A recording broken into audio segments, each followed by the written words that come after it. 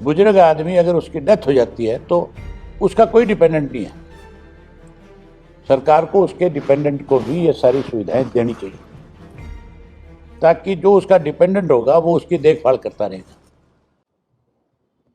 आज सरकारी जो नौकरी है, हर डिपार्टमेंट के अंदर 50-60% तक भी आज कर्मचारियों की कमी है। घोषणाएं रोज नई नई है, लेकिन उन पे अमल नहीं है।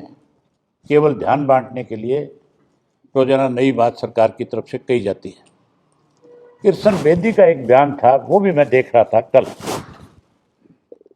वो भी मजाक उड़ा रहा था बुजुर्गों का पेंशन को लेकर के। उससे पूछने वाला हो, तू जब पहली बार एमएलए बना था, बीच में 5 वर्ष तक जब तू एमएलए नहीं था, तब तैने कितने रुपए पेंशन के रूप में लिए? तुझे पेंशन क्यों दी गई?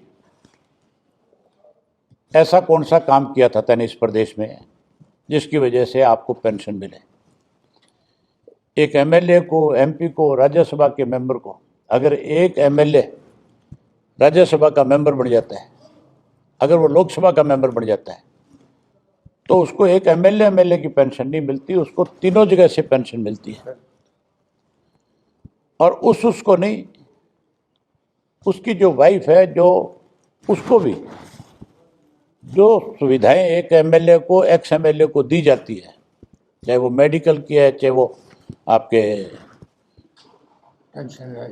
एक जगह से दूसरी जगह जाने के लिए सरकारी जो बसें चलती है, उन पे जो किराया माफ है, जो मेडिकल सुविधा है, वो सारी सुविधाएं उसके परिवार के सदस्यों को भी मिलती है।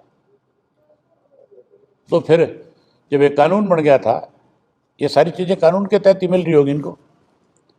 अगर कोई अधिकारी रिटायर हो जाता है, उसको भी पेंशन मिलती है, उसके डिपेंडेंट को भी सारी सुविधाएं मिलती है। बुजुर्ग आदमी अगर उसकी डेथ हो जाती है तो उसका कोई डिपेंडेंट नहीं है। सरकार को उसके डिपेंडेंट को भी ये सारी सुविधाएं देनी चाहिए, ताकि जो उसका डिपेंडेंट होगा वो उसकी देखभाल करता रहेगा। हमारे दोनों विधायक इस बार इस बुढ़ापा पेंशन को लेकर के सेशन शुरू होते सबसे पहले इस मुद्दे को उठाएंगे और इस मुद्दे पे मुख्यमंत्री को कहेंगे कि भी आप अपना स्पष्टीकरण दो, अपना जवाब दो, बताओ कि पेंशन जो है वो कौन लोग उसके हकदार हैं, उसमें क्या क्या शर्तें आपने लगा रखी है, और शर्तें लगाई है तो उसके पीछे कारण क्या है।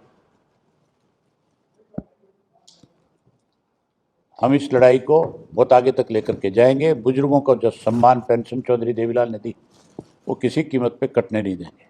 हर हालत में उनको उनका हक दिला करके रहेंगे।